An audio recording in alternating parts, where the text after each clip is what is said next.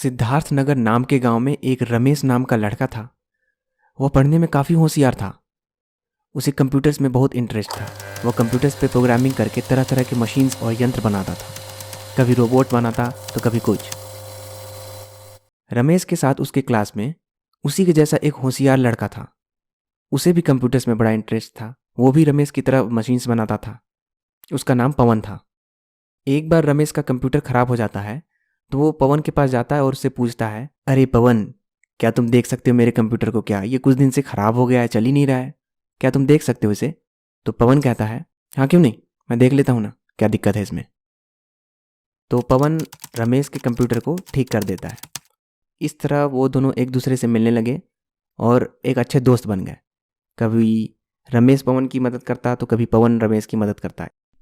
रमेश का दोस्त पवन थोड़ा शांत और नरम स्वभाव का था और रमेश थोड़ा गुस्सैल स्वभाव का था। क्लास में हमेशा रमेश ही फर्स्ट आता था और उसे अपने फर्स्ट आने का बहुत गुरूर था। एक बार क्लास में टीचर ने एक कंपटीशन रखा जिसमें सभी बच्चों को अपने अपने प्रोजेक्ट में कुछ यंत्र या मशीन्स बना के लाने थे और उसे टीचर्स को दिखाने थे। उन्हीं के साथ उनके क्लास में एक मनीष नाम का लड़का भी था जो काफ़ी दुष्ट स्वभाव का था। वो रमेश और पवन की दोस्ती से जलता था और वो उनकी दोस्ती को तोड़ना चाहता था। उसने सोचा, ये अच्छा मौका है, देखते हैं इनकी दोस्ती में कितना दम है। इसी तरह एक दिन मनीष रमेश के पास जाकर कहता है, अरे रमेश, कैसे हो? कैसी चल रही है कंपटीशन की तैयारी? मुझे तो पता है ये कंपटीशन तुम ही जीतोगे, पर तो रमेश कहता है, पर क्या? पर पवन तो कह रहा था कि ये कंपटीशन वही जीतेगा, वो रमेश क्या है मेरे सामने, मैं तो उसे यूं हरा दूंगा, वो ऐसा कह रहा था। तो रमेश गुस्से में कहता, अच्छा उसने ऐसा कहा, देखता हूँ वो कैसे जीतता है कंपटीशन, ये कंपटीशन तो मैं ही जीतूंगा। अगले दिन मनीष पवन के पास जाता है और उससे भी वही बातें कहता है जो उसने रमेश से कही थी। उसने कहा, पवन, ये कंपटीशन तो तुम ही जीत रहे हो, समझे? पर यार वो रमेश कह रहा था कि ये कंपटीशन वो जीतेगा, उसके अलावा कोई जीत ही नहीं सकता ये कंपटीशन। तो पवन कहता है, पता नहीं यार, मैं तो ये नहीं कह सकता कि कौन जीतेगा, मैं अपनी तरह से पूरी कोशिश करूंगा कि मैं जीतूं इसे, मैं अपनी पूरी कोशिश करूंगा, बाकी का मुझे नहीं पता कि वो क्या कर रहे हैं। कुछ दिनों के बाद क्लास में कंपटीशन शुरू हो जाता है और सभी बच्चे अपने अपने प्रोजेक्ट में बनाए मशीन या यंत्र को क्लास में लेकर आते हैं और उसे टीचर को दिखाते हैं। टीचर सभी बच्चों के प्रोजेक्ट को देखने के बाद विनर का अनाउंस करते हैं। पवन उस प्रतियोगिता का विनर घोषित किया जाता है और सभी बच्चे पवन के लिए तालियां बजाते हैं। पवन के विनर घोषित किए जाने पर रमेश अंदर से बहुत बुरा फील करता है और वो सोचता है, ये पवन ये कंपटीशन कैसे जीत सकता है। धीरे धीरे वो पवन से बात करना बंद कर देता है। उसका पवन के प्रति बिहेवियर बदल जाता है और इस तरह वो दोनों एक दूसरे से बात करना बंद कर देते हैं। ये देखकर उस मनीष को बहुत मजा आता है अंदर ही अंदर। इसी तरह कुछ दिन बीत जाते हैं। एक दिन रमेश एक एक्सपेरिमेंट कर रहा था और उसने एक रेडियो मशीन बनाई जिससे अंतरिक्ष में एलियंस को सिग्नल भेजा जा सकता था। एक दिन वह इसी तरह एलियंस को सिग्नल भेज रहा था अंतरिक्ष में, लेकिन वो सिग्नल कुछ गलत एलियंस के पास पहुंच गई, जिससे उन एलियंस को धरती पे आने का रास्ता पता चल गया और वो धरती पर आने के लिए योजना बनाने लगे। और एक दिन वो एलियंस धरती का पता लगाते लगाते पृथ्वी के उस गांव में पहुंच जाते हैं जहां से रमेश ने सिग्नल भेजा था।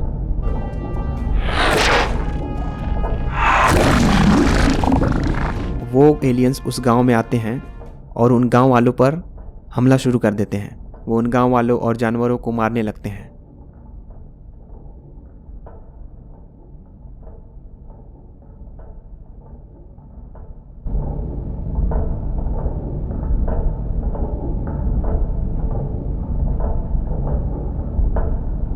वो एलियंस उन गांव वालों से कहते हैं, हमें इस ग्रह से एक सिग्नल मिला था, इसी वजह से हम यहाँ हैं।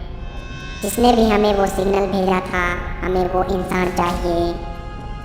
उस इंसान को हमारे हवाले कर दो, वरना हम इसी तरह तुम्हें परेशान करते रहेंगे।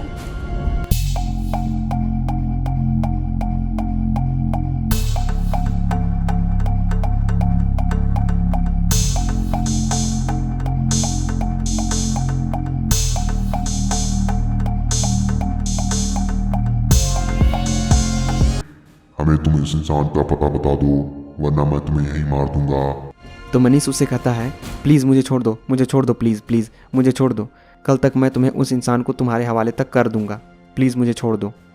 ठीक है, अगर कल तक तुमने उस इंसान को मेरे हवाले नहीं किया तो हम तुम्हें अपने साथ अंतरिक्ष में ले जाएंगे, ध्यान रखना इस बात का। फिर वो मनीष रमेश के पास जाता है और उसे उस घटना के बारे में पूरी बात बताता है।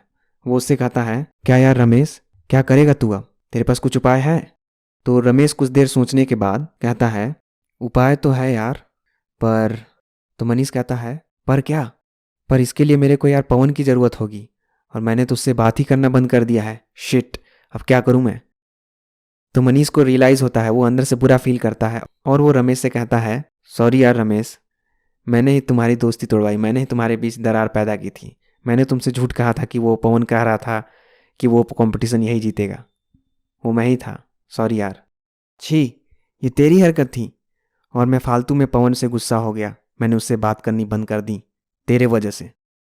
तो फिर मनीष ने रमेश से माफ़ी मांगी। फिर मनीष और रमेश दोनों पवन के पास जाते हैं और उससे माफ़ी मांगते हैं और उसे उस एलियन के घटना वाली पूरी बात बताते हैं।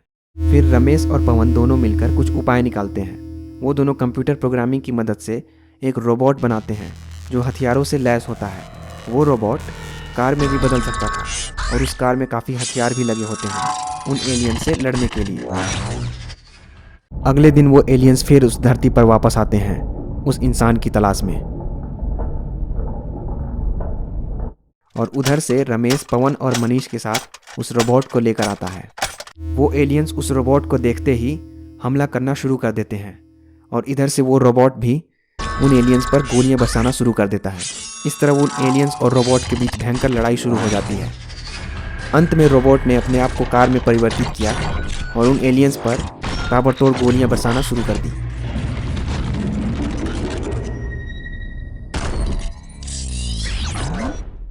फिर उन एलियंस ने सोचा, अगर ये रोबोट हमारे स्पेसशिप को नष्ट कर देगा तो हम यहीं फंस जाएंगे, फिर हम वापस नहीं जा पाएंगे। और वो सब अपने स्पेसशिप में सवार होकर जल्दी से वहाँ से फरार हो गए। उनके जाने के बाद उन गांव वालों ने रमेश और पवन दोनों का शुक्रिया किया और उनका अभिवादन किया तालियां बजाकर।